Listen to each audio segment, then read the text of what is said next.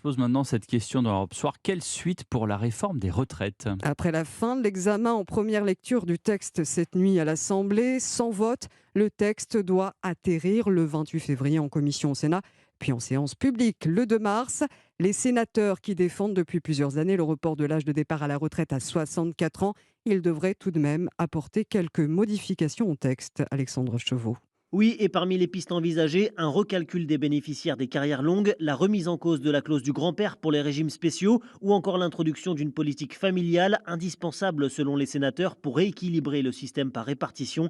L'objectif, c'est de dégager des marges de manœuvre financières supérieures à celles prévues par le gouvernement qui a multiplié les concessions sociales ces dernières semaines. Précisons que les sénateurs débattront du texte initial du gouvernement dans lequel figure donc notamment l'index senior, pourtant rejeté par les députés. Des débats qui se télescoperont avec les manifestations, notamment celle du 7 mars où les syndicats appellent d'ores et déjà à un blocage du pays. L'exécutif de son côté se montre confiant dans l'issue du vote au Sénat, la Chambre haute qui sera ouverte même les week-ends à 15 jours pour examiner la réforme.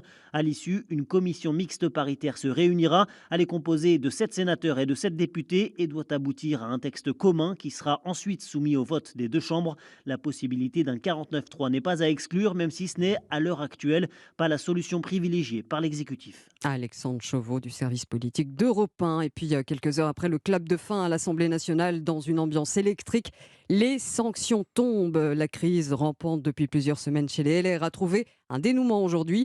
Le numéro 2 du parti, Aurélien Pradier, a été démis de ses fonctions. Le président des Républicains, Éric Ciotti, lui reproche son opposition répétée à certaines dispositions clés du texte, pourtant soutenues par sa formation.